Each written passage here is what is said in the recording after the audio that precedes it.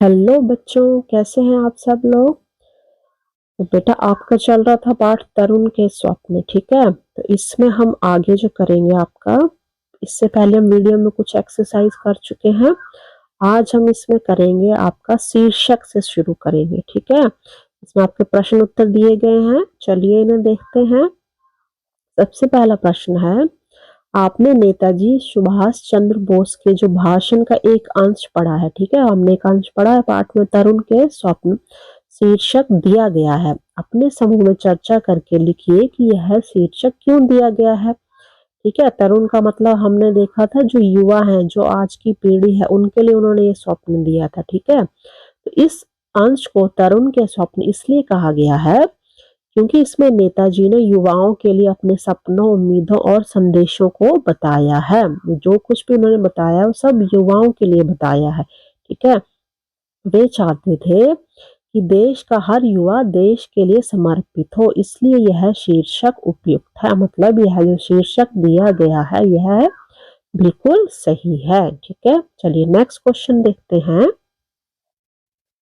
यदि आपको भाषण के इस अंश को कोई अन्य नाम देना, कोई आप इसको और अन्य नाम देना चाहें तो आप इसको क्या नाम देंगे, और आपने यह नाम क्यों सोचा, यह भी आपने लिखना है। तो आप जो भी इससे रिलेटेड मिलता जुलता अगर आपको कोई नाम आपके दिमाग में आता है तो आप वो भी लिख सकते हैं, ठीक है। जैसे मैंने इस अंश का नाम युवाओं के लिए आह्वान, ठीक है, रखूंगा या रखूंगी। तो मैंने इसको क्या टाइटल, एक शीर्षक नया दिया है, युवाओं के लिए आह्वान, क्योंकि इसमें नेताजी ने युवाओं को जागरूक होकर देश के लिए आगे आने का आह्वान किया है। आह्वान मतलब उनको बुलाया है, उनको पुकारा है कि वे सब लोग मिलजुल कर आगे आए, अपने देश के लिए कुछ ना कुछ वो योगदान जरूर करें, ठीक है।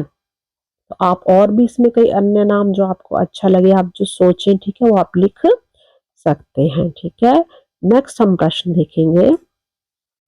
सुभाष चंद्र बोस ने अपने समय में जो अपने समय की स्थितियों या समस्याओं को अपने जो संबोधन, जो उनके भाषण थे उसमें स्थान दिया है। यदि आपको अपनी कक्षा को संबोधित करने का अवसर मिले तो आप किन किन विषयों को अपने उद्बोधन में सम्मिलित करेंगे और उसका जो शीर्षक है वो आप क्या रखेंगे, ठीक है। तो यदि आपको भी मौका मिलता है कि आप अपनी क्लास में, अपनी कक्षा में कुछ बोलें, तो कौन सा आपका विषय होगा। तो जैसे मैंने कौन से जो आपके स्कूल कक्षा से जुड़े हुए रिलेटेड कोई जो विषय है वो आप उसके बारे में आप बोल सकते हैं। जैसे मैं अपने उद्बोधन में अनुशासन, समय का महत्व, मेहनत, एकता, ईमानदारी और देश प्रेम जैसे विषय शामिल करूंगा या करूंगी। मेरे भाषण का शीर्षक क्या होगा, सफल छात्र उज्जवल भारत होगा। मतलब अगर जो छात्र हैं वो सफल होंगे, ठीक है, कामयाब होंगे, तो जो हमारा भारत है वो भी उज्जवल बनेगा। और सफल कैसे होंगे छात्र, अगर वो पढ़ेंगे, लिखेंगे, शिक्षित होंगे, देश के हर काम में अपना योगदान देंगे, तो हमारा जो भारत देश है वो भी उज्जवल होकर आगे बढ़ेगा, ठीक है। इस तरह से आपको शीर्षक भी दे सकते हैं। चलिए आगे है भाषा की बात, ठीक है। तो इसमें क्या है, सुभाष चंद्र बोस ने अपने जो भाषण दिए हैं, ठीक है, भाषण में क्या उन्होंने संख्या, संगठन या भाव आदि का बोध कराने के लिए उनके लिए कुछ उन्होंने विशेषता बताई, गुण बताने वाले शब्दों का प्रयोग किया है। तो उनके भाषण से आपने विशेषता और गुण बताने वाले शब्दों को ढूंढना है और ये जो शब्द समूह दिए गए हैं इनको पूरा आपने करना है। ये जो आपको शब्द दिए गए हैं इनको आपको दोबारा एक बार जाके पाठ को फिर से पढ़िए, ठीक है, और उसमें इनसे जुड़े हुए आपको शब्द मिल जाएंगे जहां से आप उनको ले सकते हैं, ठीक है। चलिए हम देखते हैं हमने कौन कौन से शब्द हमको मिले हैं, ठीक है। तो इसमें सबसे पहले आपको दिया गया है, जो क्या दिया गया है, जैसे सत्य और जीवन, ठीक है। तो अखंड का क्या हो जाएगा, आपका अखंड हो जाएगा सत्य। सत्य कैसा है, अखंड है। और जो जीवन कैसा है उन्होंने जो बताया वो हम लिख रहे हैं, ठीक है। शुद्र जीवन मतलब बहुत ही छोटा जीवन है उनके पास, अखंड सत्य शुद्ध जीवन, इस तरह से ये आपका शब्द बन गया, शब्द युग, ठीक है। दूसरा है आपको समाज, तो समाज कैसा है, आदर्श। और शक्ति कैसी है, असीम शक्ति हो गई, ठीक है, अपार। आदर्श समाज हो गया और असीम शक्ति हो गई जिसकी कोई लिमिटेशन सीमा नहीं है। ठीक है। नंबर 3 आपका हो गया राष्ट्र। जो राष्ट्र है वो कैसा है? उन्होंने राष्ट्र को कहा है स्वाधीन कहा है। ठीक है, स्वाधीन मतलब आजाद। राष्ट्र कैसा हो गया? स्वाधीन हो गया, संपन्न राष्ट्र हो गया, या फिर स्वदेशी भी आप लिख सकते हैं। स्वदेशी राष्ट्र हो गया, संपन्न राष्ट्र है। ठीक है, स्वाधीन हमने लिखा है, स्वाधीन राष्ट्र। और आनंद कैसा हो गया? अपार आनंद। तो इस तरह से उन्होंने शब्दों को जो अलग से उन्होंने उनकी विशेषताएं, जो हमने 2 शब्दों में ही उसकी विशेषताएं हमने बता दी है। ठीक है। अब इसमें आगे इसमें ख जो प्रश्न है उसमें है कि जो सुभाष चंद्र बोस ने, अब ये उन्होंने विशेषताएं थी, इन विशेषताओं के साथ उन शब्दों को रखा था। ठीक है, तो आप किन विशेषताओं के साथ इन उपयुक्त शब्दों को रखना चाहेंगे और क्यों, ये आपने लिखना है।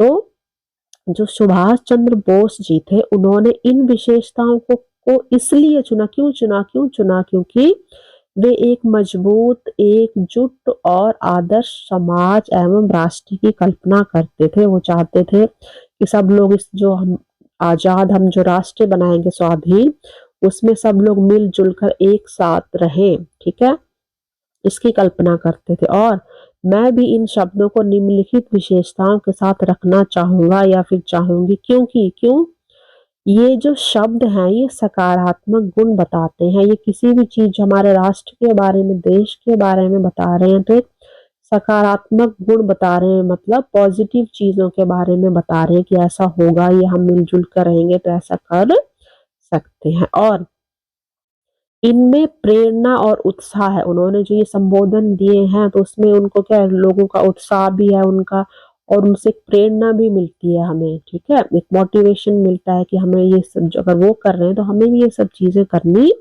चाहिए। और इसके अलावा ये देश प्रेम और एकता की जो भावना है उसको मजबूत करते हैं। ठीक है, ये जो शब्द आए थे। ठीक है, तो इस तरह से हम लिख सकते हैं। उसके आगे है विपरीतार्थक शब्द और उनके प्रयोग, जो आपके विलोम शब्द, उल्टे शब्द होते हैं। ठीक है, तो इसमें क्या है, इसमें बताया है कि और उस पर स्वाधीन राष्ट्र, इस वाक्यांश में जो रेखांकित शब्द है आपका स्वाधीन, उसका विपरीत अर्थ देने वाला जो शब्द हो जाएगा वो हो जाएगा पराधीन। ठीक है, तो इस प्रकार से जो कुछ जो है विपरीत अर्थक शब्द दिए गए हैं, लेकिन आमने सामने नहीं है, तो आपने जो रेखाएं खींचकर जो अपोजिट जो विलोम शब्द है उनके सही जोड़े बनाने हैं, उनको मैच करना है। ठीक है, चलिए देखते हैं।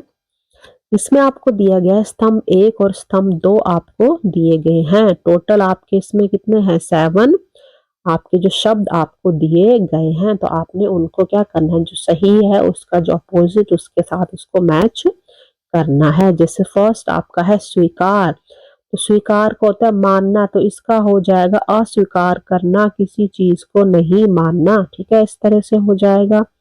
दूसरा आपका है सार्थक, तो सार्थक हो जाएगा, कोई भी चीज सार्थक है तो उसका क्या हो जाएगा, उल्टा निरर्थक हो जाएगा। सार्थक का आपका निरर्थक हो जाएगा। ठीक है, फिर विषमता, विषमता जो अलग अलग चीजें हो गई तो इसका क्या हो जाएगा, आपका समानता हो जाएगा। विषमता का आपका हो जाएगा समानता, समान चीजें। ठीक है, फिर आपका शूद्र, शूद्र होता है छोटा, शूद्र जीवन। ठीक है, तो जीवन कैसा हमने करना है, उसको विशाल करना है, बड़ा करना है, उसको महान करना है, विराट करना है, वृहित, ये सब जो है हमारे जो विशाल उसके पर्यायवाची शब्द हो गए। ठीक है, फिर उसके बाद हमारा आ गया संपन्न, संपन्न जो खुशहाल है, जिसमें किसी भी चीज की कमी नहीं, ऐसा राष्ट्र।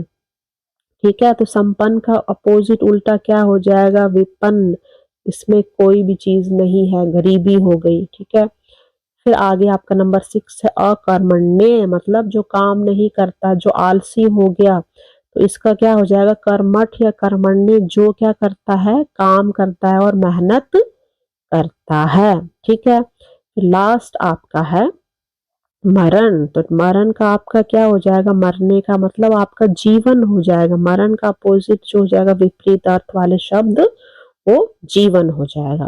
ठीक है, तो इस तरह से हमने क्या किया, इनको जो अपोजिट जो आपके विपरीत अर्थ वाले शब्द उनको हमने आपस में मिलान कर दिया। ठीक है, अब इसमें आगे देखते हैं, आगे जिसमें ख है वो प्रश्न आपको दिया है। हमने क्या किया कि हमने स्तंभ 1 और जो 2 थे उनके सभी जो भी थे, सभी शब्दों के जो क्या थे उदाहरण के अनुसार हमने क्या करने हैं, वाक्य बनाकर लिखने हैं। जैसे हमें उन शब्दों के क्या बनाने हैं, वाक्य प्रयोग करने हैं, दोनों शब्दों को एक साथ लेना है। जैसे समाज की उन्नति अकर्मण्य नहीं अपितु कर्मण्य व्यक्तियों पर निर्भर करती है। जैसे कर्मण्य का जो विलोम हो गया अकर्मण्य, दोनों शब्दों को हमने एक साथ लेकर एक ही वाक्य में प्रयोग किया है। तो इस तरह से हम अन्य शब्दों को भी बनाएंगे। ठीक है, उदाहरण हम देख चुके हैं। तो इस प्रकार हम पहला जो आपका वाक्य है वो हम लेते हैं। ठीक है, पहला वाक्य जो आपका शब्द है उससे जो वाक्य बनेंगे, स्वीकार। स्वीकार का हमने क्या कर दिया था, अस्वीकार होना। ठीक है, तो इसका हमने लिया है, हमें गलत बातों को अस्वीकार कर, मतलब उनको नहीं मानना चाहिए, बल्कि सही बातों को स्वीकार करना चाहिए। ठीक है, आगे नेक्स्ट आपका है सार्थक, जिसका विलोम हो गया था निरर्थक, मतलब परिश्रम किए बिना जीवन जो है निरर्थक है। अगर आप परिश्रम नहीं करोगे तो जीवन का कोई मोल नहीं है। ठीक है, जबकि परिश्रम जो करने से जीवन क्या हो जाता है, सार्थक बन जाता है, काम का बन जाता है। ठीक है, आगे देखेंगे विषमता। विषमता का हो गया समानता, विषम अलग हो गया और समान एक जैसे हो गए। तो शिक्षा ऐसी शक्ति है जो विषमता को दूर करती है। जो विषमता क्या है, जो भिन्नता है, अलग अलग जो है उसको दूर कर समानता ला सकती है। ये हमारे वाक्य प्रयोग है। ठीक है, अगला है शूद्र, हो गया छोटा, उसका हो गया विशाल। तो शूद्र सोच। ठीक है, जो सुभाष चंद्र बोस है उन्होंने भी कहा है कि शूद्र जो सोच है, छोटी जो सोच है वह व्यक्ति को पीछे रखती है, जबकि विशाल, विशाल मतलब बड़ी वृहद सोच जो है वो आगे बढ़ाती है। या फिर ऐसे कर सकते हैं हम, आगे बढ़ाने में मदद करती है या आगे आने में सहायता करती है। इस तरह से हम वाक्य और कहीं भी बना सकते हैं। ठीक है, आगे आपका है संपन्न, जो खुशहाल है, जिसके पास किसी चीज की कमी नहीं है। विपन्न हो गया जो गरीब है, जिसके पास कई चीजों की कमी है या अभाव है। जैसे हमारा राष्ट्र तब मजबूत होगा जब विपन्न और संपन्न दोनों वर्गों को समान अवसर मिलेंगे। मतलब जो गरीब लोग हैं और जो संपन्न, जो खुशहाल, जो अमीर लोग हैं, जब दोनों को समान अवसर मिलेंगे तभी तो हमारा जो देश है, जो राष्ट्र है वो मजबूत होगा, विकास की ओर अग्रसर होगा। ठीक है, चलिए आगे देखते हैं। आगे आपके हैं इसमें अकर्मण्य, मतलब जो आलसी और सुस्त है, ऐसे लोगों की आवश्यकता नहीं है, ये सुभाष चंद्र जी ने भी कहा है। और कर्मण्य, जो काम करने वाले और जो मेहनती लोग हैं, ऐसे लोगों को, हाँ, लोगों की हमारे देश में बहुत आवश्यकता है। ठीक है, अकर्मण्य जो लोग होते हैं वो प्रगति में क्या करते हैं, जो डेवलपमेंट हो रहा है उसमें बाधा डालते हैं, रुकावट डालते हैं। जबकि कर्मण्य जो लोग मेहनती हैं, देशभक्त हैं और काम करते हैं, वो जो लोग हैं वो देश का नाम रोशन करते हैं। ठीक है, आगे है मरण और उसका हो जाएगा विलोम आपका जीवन। ठीक है, तो जीवन वही सार्थक है, वही काम का जीवन है जिसमें दूसरों की भलाई हो, वरना मरण भी अर्थहीन है। अगर आपने अपने जीवन में कभी किसी दूसरों के लिए अच्छा नहीं किया, उनकी भलाई नहीं की और आप ऐसे ही मर गए, तो आपका जो जीवन है वो तो व्यर्थ ही चला गया, बेकार ही चला गया। ठीक है, चलिए आगे देखते हैं। आगे आपका है पाठ से आगे, इसमें आपको 2 प्रश्न दिए गए हैं आपकी बात। चलिए देखते हैं। पहला जो प्रश्न है, आपने सुभाष चंद्र बोस के स्वप्न के बारे में पढ़ा। ठीक है, हम सब ने पढ़ा। आप अपने विद्यालय, राज्य और देश के बारे में कैसे स्वप्न या उनके बारे में कैसा सपना देखते या सोचते हैं वो आपको लिखना है। ठीक है, तो आप क्या क्या सपना देख सकते हैं अपने विद्यालय, राज्य के लिए।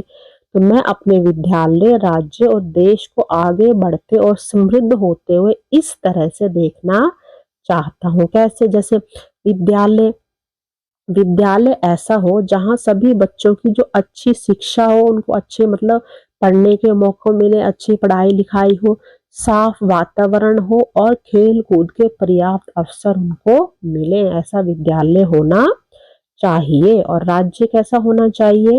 राज्य ऐसा हो जहां सबको रोजगार मिले, सबको काम मिले, कोई भी खाली घर पे ना बैठे, ठीक है। सुरक्षा मिले और समान अवसर प्राप्त हो, सबको समान अवसर मिलेंगे तभी तो हमारा देश आगे प्रगति करेगा, ठीक है। और अब हमारा देश कैसा हो?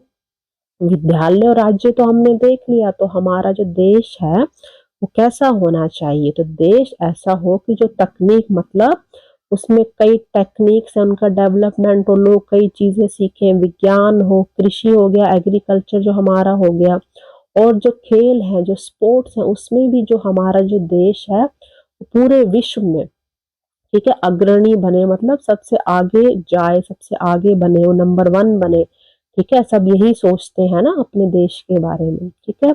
जहां हर नागरिक कैसा हो? खुशहाल हो, शिक्षित हो, सब पढ़े लिखे हो, खुश हो और सुरक्षित जीवन जी सके, ये सब चीजें हमारे देश में होगी तो हमारा देश तो सबसे आगे नंबर वन ही बन जाएगा। तो मैं चाहता हूँ या चाहती हूँ कि हमारा जो भारत है, वो जो नेताजी हैं, ठीक है, सुभाष चंद्र बोस, उनके सपनों की तरह शक्तिशाली, उन्नत और एकजुट बने, ठीक है। तो ये इसका उत्तर था। आगे प्रश्न है, हमें बड़े संघर्षों के बाद स्वतंत्रता मिली है, या सबने भी पढ़ा है, बहुत कई स्वतंत्रता सेनानी थे जिन्होंने क्या किया, हमारे देश को आजाद करने के लिए कई उसमें लड़ाइयां लड़ी, कई की जानें गई, ठीक है। तो हमें बहुत मुश्किल से स्वतंत्र आजादी मिली है। अपनी स्वतंत्रता को बनाए रखने के लिए हम अपने स्तर पर, अपने लेवल पर हम क्या क्या चीजें कर सकते हैं वो आप बताएंगे, ठीक है। तो हम अपनी स्वतंत्रता को बनाए रखने के लिए अपने स्तर पर कई काम कर सकते हैं, जैसे देश के जो कानून है उनका सम्मान करना, स्वच्छता, अनुशासन और जो ईमानदारी है उसका पालन करना, पर्यावरण की सुरक्षा करना, ठीक है। और देश के जो भी संसाधन है उनका सही उपयोग और उनको बचाना, संरक्षण करना, और अगर कोई भी गलत गतिविधि होती है उसका विरोध करें और जागरूक रहना चाहिए। तो इस प्रकार इन छोटे छोटे प्रयासों से सभी मिलकर अपनी स्वतंत्रता को सुरक्षित और मजबूत बनाए रख सकते हैं और देश के हम प्रगति की ओर आगे बढ़ा सकते हैं। तो इस तरह से हमने ये देखे। तो आज के लिए हम इतना ही करेंगे, ठीक है। चैनल आपको अच्छा लग रहा है, इसको लाइक शेयर करिए, ठीक है, सब्सक्राइब करिए इसको, ठीक है। वीडियो को भी आप शेयर जरूर करिए। चलिए आज के लिए इतना ही। Thank you very much.